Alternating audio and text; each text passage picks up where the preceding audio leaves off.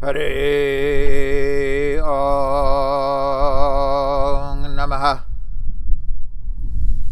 In the northern regions of the United States, along with most of Western Europe, what we are now experiencing, hopefully, is the last month of a very tough winter. Yet for old-timers like your host speaker, much of what just went down is similar to what was endured during long winter months before, especially since our adolescent years spent in northeast Wisconsin. In that state and that area of America, it usually gets hit hard with a lot of snow during late December, January, and February. 8-foot snowbanks on the sides of major and sometimes even the minor roads in the cities of northeast Wisconsin are the norm during those tough months. However, every year when the melt-off ensues, sometime in March, a treacherous phenomenon is revealed. As probably most of you have intuited by now, I'm setting up an analogy here. You see, it was quite rare that usually sometime in early or mid-December that the first snowfall was preceded by bone-dry conditions. It almost always wasn't. Usually what went down was heavy rain during the day, turning to snow during the night when the first sub-zero temps hit. As such, there would be a brief period of slush, followed by snow, and often many inches of snow. That aforementioned slush would ensue about the time that high schools would get out and people would be leaving work. Many of these students and workers then walked back to their homes or the events or places that interested them. Most often, they were prepared for the conditions, but either way, they would lay down footprints into the slush, and those tracks would freeze into place very soon thereafter, within hours. Now, fast forwarding to sometime in March, the snow would melt. It would take days, sometimes well over a week, for all of that snowpack accumulation to melt or evaporate.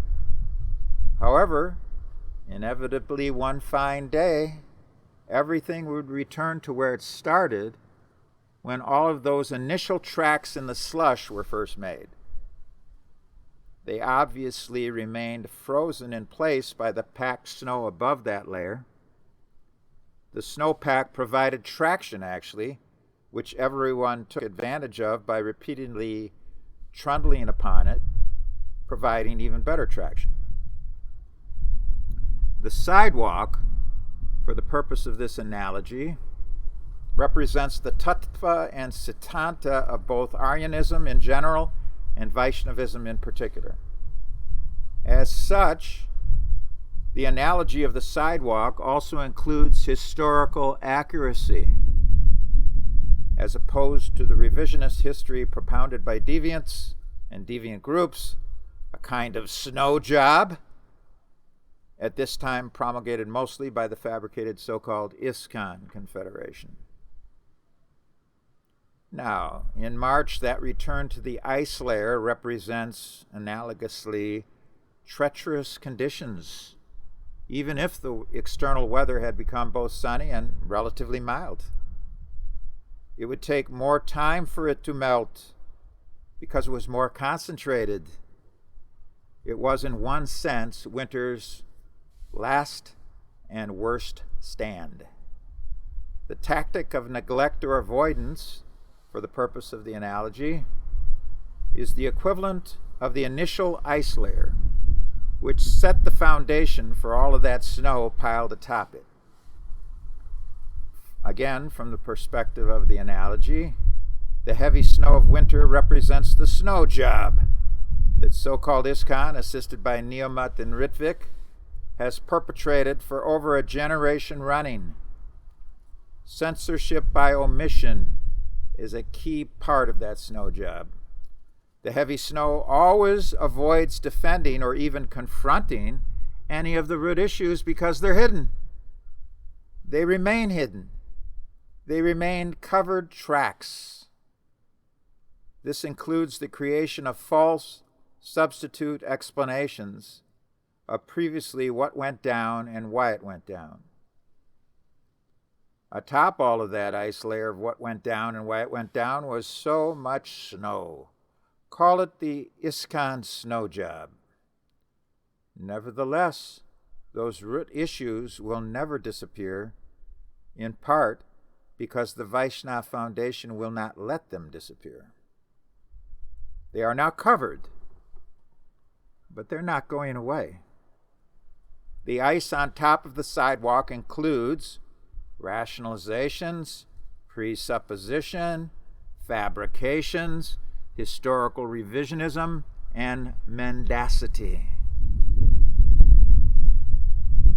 It is hidden, just like the concrete sidewalk beneath it, because the ice pack has been covered.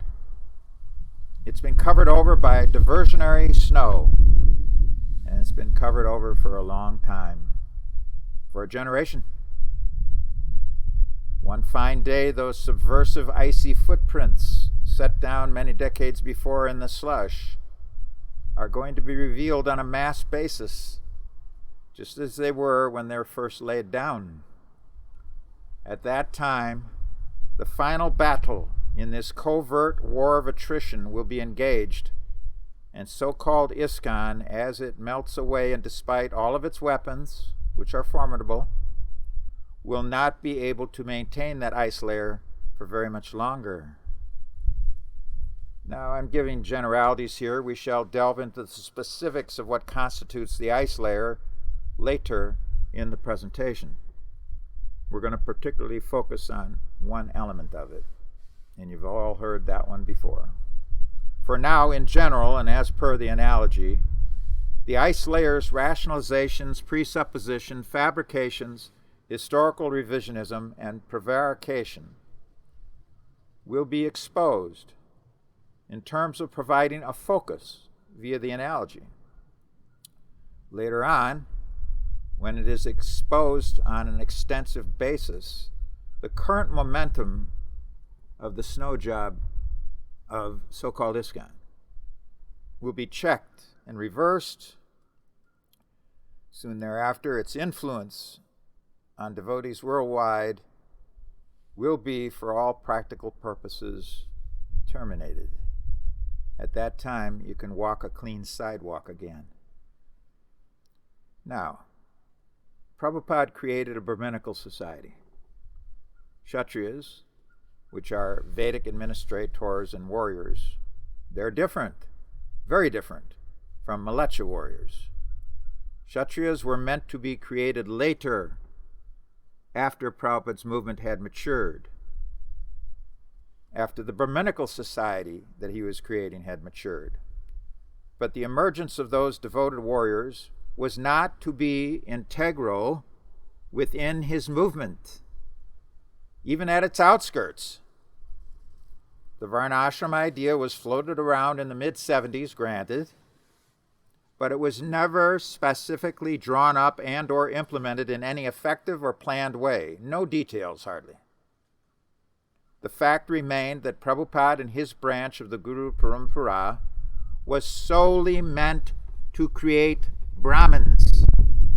It was not meant to create any of the lower orders of the Varna. Now to the chief point. Brahmins are scrupulously honest. In Sanskrit, honesty is called arjavam. It is listed in the 18th chapter of Bhagavad Gita as an important, indeed essential, quality of a Brahmin. Prabhupada wanted society at large, which of course is non-Brahminical, to adore the members of his branch of the Krishna consciousness movement as honest. A Brahmin tells the truth. He is the head of a genuine Aryan society, and by extension, head of Aryan civilization. The non-Aryan lies. He does not tell the truth. In many cases, especially in malicious society, which is non-Aryan by definition, the non-Aryan does not even know how to tell the truth. As Ouspensky so aptly put it, modern man can best be described as the lying animal. This will be expounded upon at the end of the presentation, because so-called ISKCON is based upon a foundation of lies, just as are its splinter groups, Neomut and Ritvik. They cannot hide this for much longer, however. Now, as we all know, Aryan culture is deeply misunderstood by almost everyone at this time. The reasons for that are all circumstantial. None of them are based upon real knowledge. This is a major setback for the world. A genuine devotional society is automatically Aryan society. Any such Aryan culture is never limited to warriors. Indeed, it is never meant to be controlled and dominated by warriors. You cannot avoid a warrior class in any country. The warrior faction of Aryan society is known as Kshatriya. They are particularly meant to protect and follow the leaders of Aryan society. Those Brahminical leaders are the pious, learned, and intellectual class of Aryans. There can be no Aryan civilization without Brahmins, and they are known as the Brahminical class. The highest Brahmin is the Vaishnava Brahmin. Indeed, just as the sannyasi is higher than the Brahmin, although they're both engaged, of course, in Brahma Karma Svabhajam. The Vaishnava Brahmins are the highest rung of all Aryan intellectuals. All such Brahmins cannot engage in Aryan civilization in the way that the warrior class engages. The warrior class cannot remain bona fide unless controlled by the Brahminical class. And the Brahminical class cannot control it if it itself has degraded into warrior mentality. Prabhupada never wanted that to take place in his movement, but most unfortunately it did. Not that they degraded into Kshatriyas. They degraded into something lower than that. Although Kshatriyas are warriors, mundane warriors can never be classified as either Kshatriyas or Aryans. Mundane warriors are aggressive by nature, and they do not possess the necessary qualities of a real Kshatriya, who receives training from realized, genuine Kshatriyas before he becomes a member recognized in that Varna. More important than this, all such non-aggressive warriors, although perfectly capable of asserting their martial skills whenever necessary, must be strictly under the guidance of the Brahminical class. If they act outside of this guidance, which includes orders that they must receive and adhere to from bona fide gurus and Brahmins, if they deviate from it, they are no longer part of Aryan civilization. Brahmins control the warrior class, and as such, Brahmins are essential to Aryan civilization. Misuse of the principle of Aryanism does not render it useless. But these facts are not known by the vast majority of people, almost all of whom have a very negative opinion about even the word Aryan. What to speak of any explication or expansion of what Aryanism actually is. For those who are sincere and serious about spiritual life, and as a result want to see the world, if at all possible, guided in the right way, today's presentation offers an explanation of what is Aryan. And now, some of you who are watching this, you favor the current pandemonium. Those who favor the current pandemonium in various names naturally are against anything and everything connected to Aryan civilization, including its actual history, which they distort and which therefore is unknown at this time almost entirely. However, first things first, there is no such thing as the Aryan race. There never has been. There is no such thing as an Aryan race. There never has been. The Aryan is never determined by his or her race. Aryan status is not a racial designation, either as a so-called pure race or a mixed race, and all of you know that the overwhelming majority of the world's people today are of mixed races. The Aryan designation and its status has nothing to do with anyone's racial makeup, nor will any such racial designation ever lead to real unity and the brotherhood of man. No culture or civilization or polity can ever achieve unity by having the exalted Aryan status connected to race. There can be no united people on any such basis. So-called ISKCON, Neo-Mutt, and Ritvik are massive diversions and deviations. They have divided what only superficially appears to be the Hare Krishna movement. They have divided it into useless factions that ignore the real potential for the unity of man. A united people does not require one united landmass. It does not require people who have descended from the same ancestry. It does not depend upon speaking the same language or adhering to similar mundane customs. The real band of brethren, including both genders and all races, is called Aryan. Aryan culture creates the strongest ties, and it is completely open to members of the Jewish race. It is open to members of the dark-skinned races. It is open to the handicapped and the mentally disabled. It transcends all alien sovereignty as much as it is meant to transcend all the vicissitudes of conditional life. On the other hand, identity politics and intersectionality work against the principle of unity. This is so obvious. You all must realize this.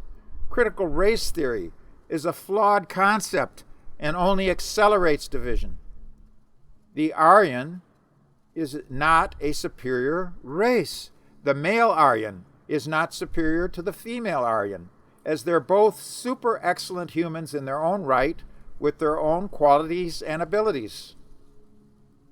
On the other hand, cultural Marxism is not a legitimate substitute for Aryan culture, as that cultural Marxism is a concoction that's anti-Vedic and a flawed paradigm, especially in its most virulent forms. Now, man does not create reality, and opinion is different from knowledge. There is objective nature, just as there is, much more importantly, absolute truth. The creation of a so-called new reality, as postulated by cultural Marxism, will not eradicate the superficial divisions that Western conditioned life automatically produces. And just like man does not create reality, cults also do not create reality. So-called ISKCON does not create its own version of the absolute truth. Neither does it create genuine Krishna consciousness at this time. Neo-Mutt does not create genuine Krishna consciousness. It does not create any kind of authorized version of Prabhupada's legitimate branch of the Hare Krishna movement. And then we come to Ritvik. Ritvik's Neo-Christology has no connection to either the Vedic or the Vaishnava revelation. As such, to attribute, they have superficial behavior that appears to be Aryan, but to attribute Aryanism to any of them is a bit of a stretch. Superficially, so-called ISKCON may appear to be Aryan, but Sahaja profiles at root are deviations from the standard, and that means that they're not Aryan. Neo-Jata Sahajya is a superficial manifestation. It's possessed by both so-called ISKCON and Neomat. Neomat, in both mood and behavior, follows the way of its Gaudiya Mat parentage, which Prabhupada specifically rejected, and he used this term as useless. Ritvik is certainly not a paradigm for unity, and this is already proven beyond a shadow of a doubt, as it is broken into many inimical sub-factions. Back to Aryan. There are so many misconceptions and outright fabrications about what is an Aryan. There are so many of these that it is very difficult to propagate the truth concerning who is and who is not Aryan. First, the racial misconceptions. It is quote-unquote common knowledge that there are 5 races, right? You've all heard this. The white race or the light-skinned race, the red race, primarily American Indians, the black race, the brown race, found predominantly in Southeast Asia, and the yellow race of the Orient. This belief that there are 5 races is nothing more than racial claptrap. There are many light-skinned races, including the Jewish race. There are many red-skinned races. Almost all of those American Indian tribes are actually separate races. And that is one of the primary reasons that the American Indians were unsuccessful in avoiding genocide and were placed on reservations. That was because they were unable to unite against the invaders who were predominantly Anglo-Saxon. In no small part, these separate American Indian races, apart from their particular hue of their skin color, had little otherwise in common, including different languages. There are many black races. Admittedly, all of these were originally from Central and South Africa, an obvious fact, although the Ethiopians are certainly one of the black races. Have you ever noticed the immense difference in culture and body type between an Ethiopian and a headhunter from the former Belgian Congo? All of the African tribes are actually separate races, sharing only the very dark hue of their skin color with little, if anything, else in common. There are many yellow races. The Chinese are different from the Malaysians. The Japanese are different from the Koreans. Now, there's an exception to this. The North Koreans and South Koreans are of the same race. The separation there is ideological, governmental, and economic. It is a stark and vast differentiation, so those 2 countries, unlike almost all of the other ones, are not constituted of separate races. Nevertheless, Japanese culture and racial ethnicity does not at all align with that of the Chinese or Korean. As such, there are still plenty of these kinds of indicators that there is no such thing as one yellow race. Similarly, there are many separate races in Southeast Asia. Predominantly, we're talking about India here, of course. The division between Pakistan and India is religious and governmental mostly. But for example, the Tamils are not the same race as the Gujaratis. None of these races are intrinsically Aryan, and any of them who hold such a false esteem amongst themselves are projecting nothing more than ahankar or false ego. You may be born into a family with Aryan parents because they're acting as Aryan, but you must still earn that status on your own by developing that culture and those Aryan qualities within yourself. Then we come to the so-called white race. You've all heard of that. There is no such thing as a white race. In point of fact, there are many white races. The Germans are a separate white race, as are the French and the Greeks. In what has been called the melting pot of America, the many white races from Western and Eastern Europe are mixed up together. But this is also the case all over the world, actually. We do not know how many people have a lineage that stretches back to only one white race, but in all likelihood, there are not many of those. Indeed, it's probably rare. Now we're going to go to another myth that's a little different from the 5 races. We're going to go to the myth that there's one human race. There is no such thing as white supremacy overlording one human race. The only thing that all humans have in common is their status as humans, as differentiated from animals. That status is not racial.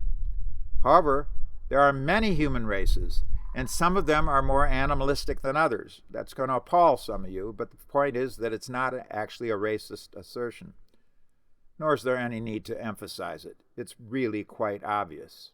You can uplift yourself, so do so. All humans are ultimately pure spirit souls, after their many coverings are overcome and removed. Even before those coverings are transcended, that spirit soul is still within, but it's dormant. This is the actual point of unity in man. This is the actual brotherhood of man, and it's best achieved through Vaishnavism. The Aryan, whether male or female or whatever race, or whatever mixture of races, which is more appropriate, understands what is the ultimate fact of the brotherhood of man, and he or she acts accordingly. The Aryan adopts Aryan culture, but this is not a warlike culture. It is the culture most suited for the upliftment of the human being from conditional life, overcoming so many daily turmoils and so much suffering, and transcending ultimately the cycle of samsara. There are many mind-boggling misconceptions about what is Aryan, and neither so-called ISKCON nor Neomut have helped to remove these misconceptions. What to speak of the centrifugal Ritvik factions? The exact proportion of natural rights and natural laws is easily attained when genuine Aryan culture is both understood and actuated. The common good is much more easily achieved by those who follow the Aryan lifestyle, along with the first-class behavior that it represents at the Brahminical level. Aryan culture is the conceptual framework of reality, and it automatically promotes liberation and well-being. Material well-being automatically follows spiritual well-being. Mundane society's reigning misconceptions of what is Aryan and what is Aryan culture shrouds and undermines its great potential. Cultural Marxism and its downline critical race theory is even worse in creating a completely false perception of the real human superstructure. Adding to all of this faithlessness is mistaken knowledge in the form of a warped framework playing out as history about the Aryan history, so-called. Always in that context mistakenly referred to as, quote-unquote, the Aryan race. It is a fallible and flawed misconception of modern man, under the influence of the personality of Kali, and he's the one who ultimately created this so-called history. It's all a massive diversion. It was not that some so-called Aryan race originated as a small warlike tribe in the steppes of Middle Asia and then migrated to what is now Pakistan and the Indus Valley, afterwards conquering and implanting itself throughout the northern India as the predominant culture of the subcontinent. This is a common myth perpetrated in history books from high school on, throughout graduate school, throughout all of the West, but it must be confronted. Tattvamasi. And And that confrontation is what is being attempted here. There is reality. There is absolute truth. If you claim that there is no absolute truth, you are contradicting yourself because you are stating an absolute truth. And of course, there is relative truth, obviously. There are false truths in both categories, usually underpinned by mistaken knowledge combined with sinful desire. These include false or fake facts, as well as false and fake history. These later categories are there because we conceive and project them to be there, although they are that which is not. That which is not is known as Maya or illusion. Man creates these so-called realities. He lays down these icy footprints underlying the massive creations he erects upon them.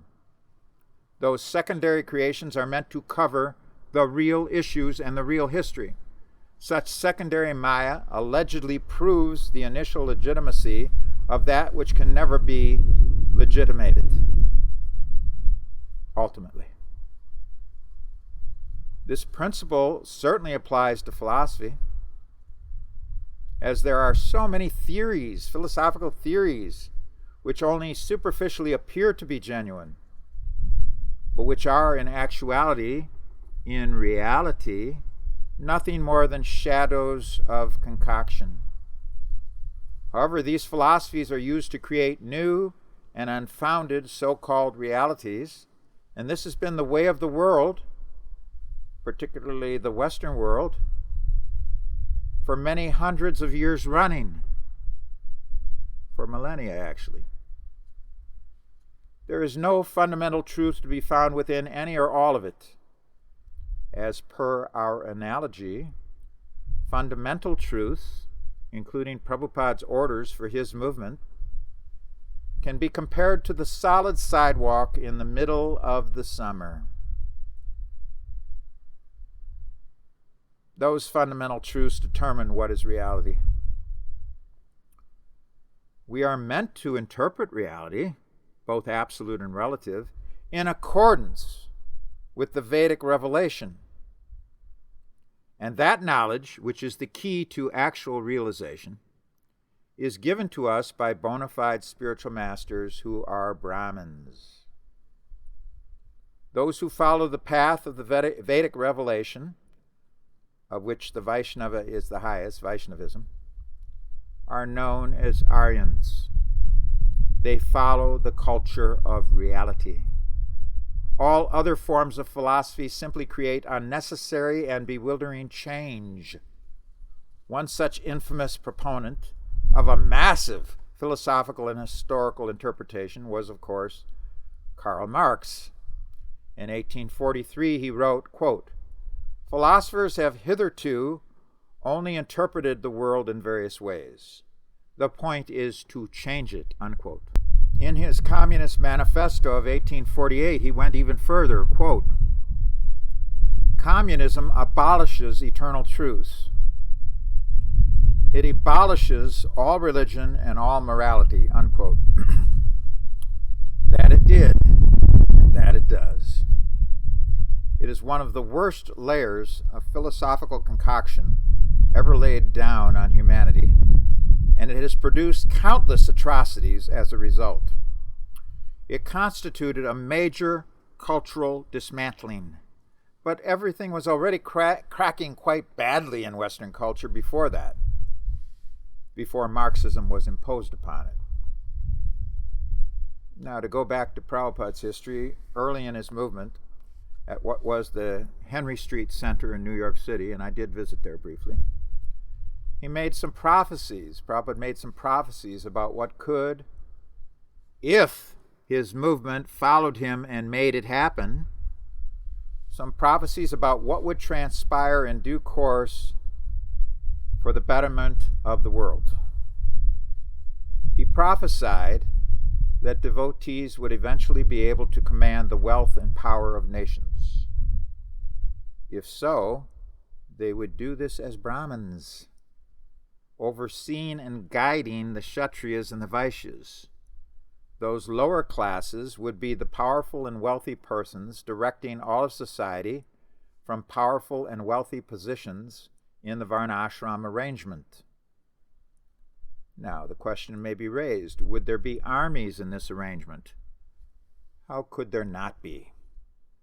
Nevertheless, the Brahmins, and the Vaishnava Brahmins in particular, would not be members of the armed forces, but they would guide its commanders. They would superintend armies and the devoted warriors in those armies, but Brahmins would not have the martial spirit themselves. Similarly, Brahmins are not meant to be materially wealthy. It is anathema for them to be wealthy. They do not make any such attempts in their activities.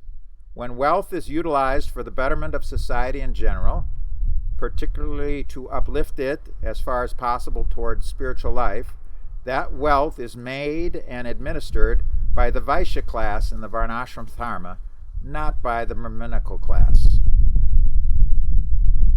We're going to come to a statement of philosophy here that's also a prophecy.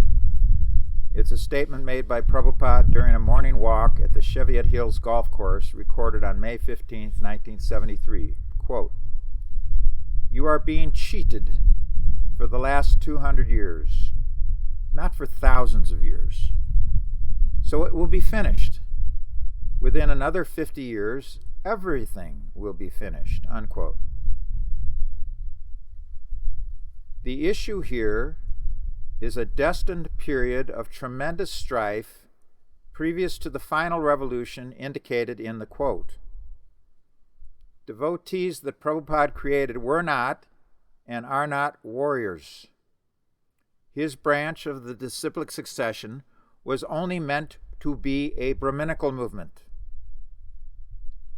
It could eventually advise, train, and control Kshatriyas, who would then protect devotees, and indirectly at least the disciplic succession, especially Prabhupada's branch of it.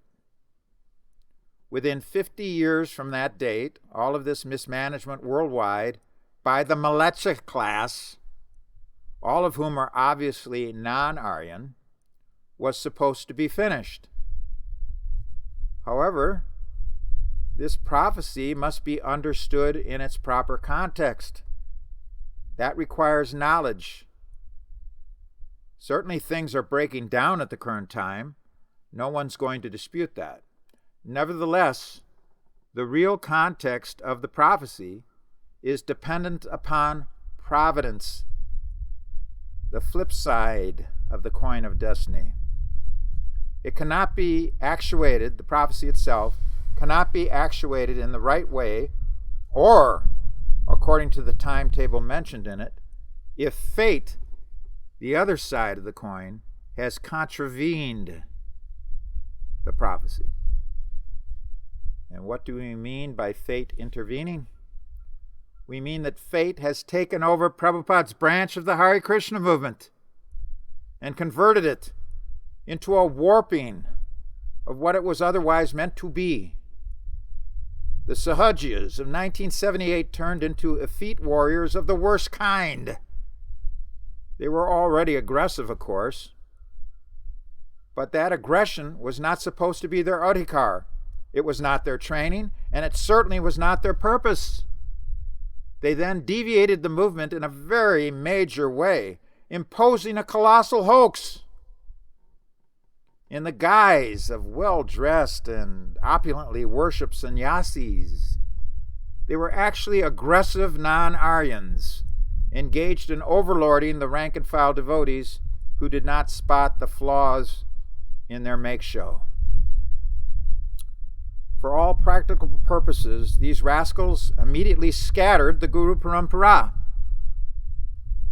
Unless we can effectively expose all of that and check their momentum at this time, the issue now is the damage that will almost certainly be perpetrated and the uncountable, unspeakable atrocities that will be perpetrated during a period of unprecedented strife that was not at all necessary if they had followed the instruction.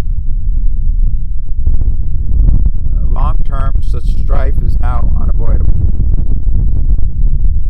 as it's the only way to wring out all of the deviation that has been imposed by the vitiated GBC, that has been imposed by those who are materially empowered and benefited from it, and still benefit from it.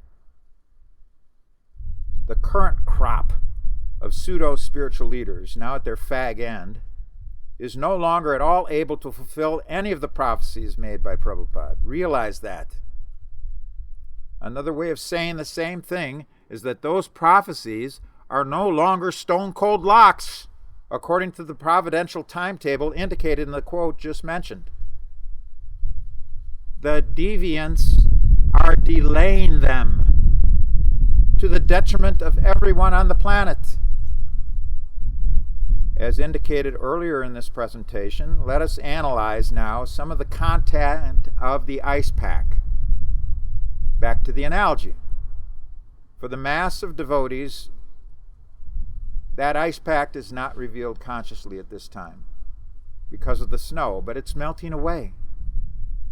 That icy layer soon will be revealed again. That the GBC has an automatic self-corrective mechanism intrinsic to it. It's verified nowhere by Prabhupada. Nowhere. Nowhere in his letters. Nowhere. And time and events have proven that the GBC does not have an automatic self-corrective mechanism. Nevertheless, that wrong idea is intrinsic to part of the ice pack. Oh, and then there's that tripe. Mat Guru Si Jagaguru. Got to imitate the Uttamadhikari in order to keep the faith of the disciples. That's intrinsic to the ice pack. Then there was, quote, just put on the uniform and you will become the soldier, unquote. Namely, imitate and you become what you're imitating. And that's also part of the covered tracks. Oh, and then what about, quote unquote, acharyas of the zone? How did that work out? It was abandoned, of course, we all know this, but do not for a moment think that it could not be rejuvenated when the snow disappears. It could be. It, along with all of the other components, they'll all be viciously defended when they finally have to be defended. And that time is coming. Bank on it. Pun intended. However, all of these components I just mentioned, they do not constitute the primary component of the ice layer. Now we're going to discuss that one. You've heard it all before. You can hear it all again. It'll help you. That primary component was tersely summarized by Swami B.R. Sridhar, the man who gave so much bad fertilizer to the imitation seeds who required it. That gem was as follows, quote, Ritvik Acharya, then it becomes as good as Acharya, unquote. Now, most of you understand what was communicated by his little ditty, but for those of you who do not, the explanation is as follows. The preposition then was used in the spring of 1978 by the Navadvip Mahant to indicate the present period of that time. It meant, of course, after the period of Ritvik had expired and was no longer viable. Another way of saying the same thing is that it meant that after the real Acharya, Srila Prabhupada, had left the scene. Then. Now, to discuss Ritvik a little bit. Ritviks were like paralegals. The actual attorney presents full representation and arguments to the court, along with every other facet of what it means to pass the bar, the legal bar. At some point, the attorney may no longer able to do so. In the case of applying it to the analogy, it means that he has passed away.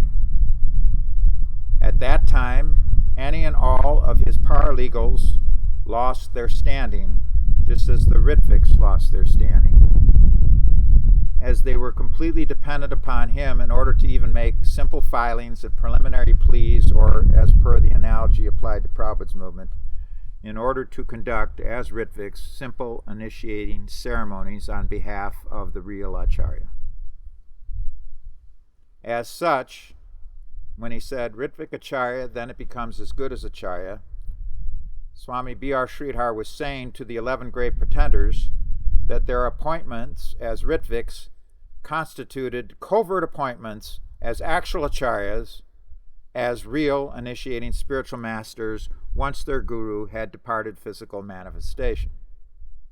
The Ritvik then automatically converted into a Diksha guru at that time, or so opined the Navadvip Mahant, which of course they lapped that right up, the 11. This was not the case, and it never could be the case. That this was never the case has been proven beyond a shadow of a doubt. Palena parchiyate, judged by the results. However, that realization is from the benefit of hindsight now. The rank and file did not know any of this back in the day. Indeed, the July 9th, 1977 letter appointing the Ritviks was not known by very many devotees during that difficult final year of Prabhupada with us.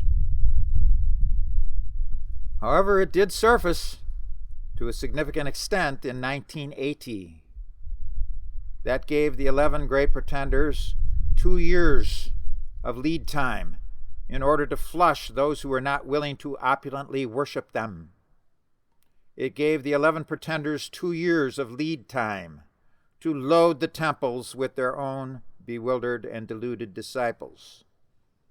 It was all based upon the covered tracks of history. It was based upon ajnana, ignorance. It was based upon disobedience to the order of the spiritual master. He clearly said, quote, "When I order you become guru, he becomes guru, that's all," unquote. May 28th, 1977, Krishna Bala. That order was never officially given, although it easily could have been given. That idea, the wrong idea, that the 11 appointed Ritviks of 1977 were automatically to become Diksha Gurus after Prabhupada left the scene, what about that idea? If it was the right idea, which it certainly wasn't, but if it was the right idea, Prabhupada could have easily stated that at any time. He had months to state it before he left us. He never did. And if he had, which he didn't, such a statement would have constituted a legitimate appointment. But there was no official appointment of gurus by Prabhupada. The order was not given, at least not officially. The order was not given to the 11 Ritviks. It was not given in the context that they would automatically be converted into Diksha Gurus once he left the scene. All of these motivated misconceptions are now in the category of institutional myth, embedded in the icy tracks of the history promulgated by so-called ISKCON, which is chock full of historical revisionism. Everyone must know this. It is incumbent upon you to know this. And as you know, the Ritviks base their concoction on frail and weak evidence. It is so weak that it can barely even be called evidence. It is light years away from being considered proof. Ritvik is heresy, and those pushing it are heretics. They have created their own snow job to cover their mistaken knowledge and interpretation. The point here is that you cannot continue a line of disciplic succession based upon irrational and indirect so-called evidence. You need clear statements by the Guru, by the Acharya, that a disciple accepts a physically manifest spiritual master has been the Vedic and Vaishnava system and process for millennia.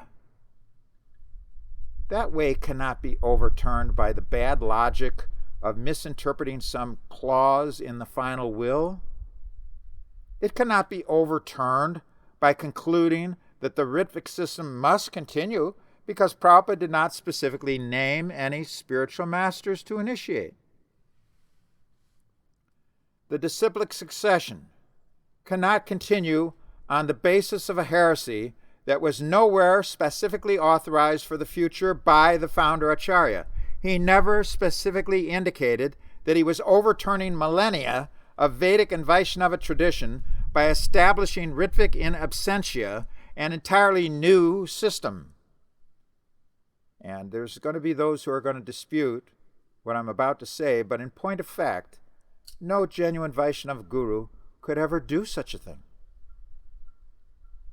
You cannot continue the disciplic succession on the basis of a presupposition. The attempt to do so is blatant cheating. The presupposition that Prabhupada appointed spiritual masters when he reestablished the Ritvik system of ceremonials conducted by Ritviks on his behalf, that concoction is just as faulty as Ritvik heresy. Neither of these has any merit. They're both major deviations. All of those people pushing these concoctions and lying to you when they do so are to be rejected. They're all insincere. Hear the ring of untruth in what they are saying. With knowledge and with clear logic, analyze what they are pushing, and you will clearly see where they are coming from. Do not trust their lying eyes.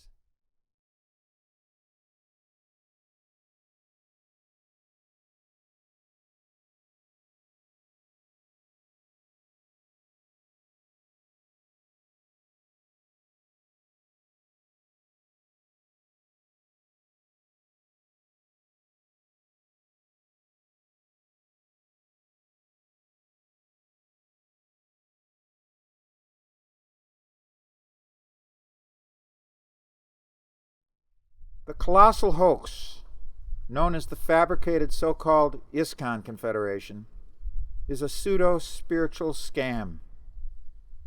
It is loaded with lies. That unauthorized institution has laid down an initial layer of nescience many decades ago.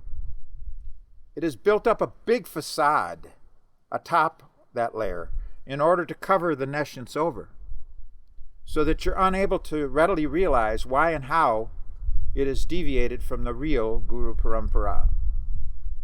The leaders of that movement have not told us the truth. They have lied to us, and much of that mendacity is melded into the hidden tracks beneath the snow job covering it. They are not real Brahmins. Despite superficialities, it's a bit of a stretch to consider that their failing society is Aryan.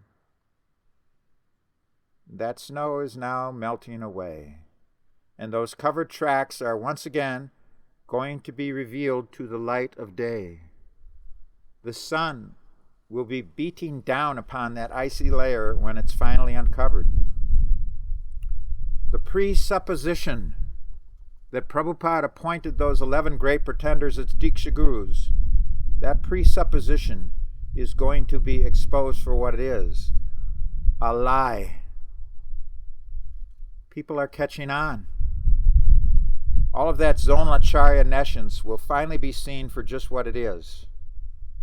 All of the leaders of so-called ISKCON and their brown-noser beneficiaries will be rejected because they're all coming from the cheating side of town. Sadeva Samya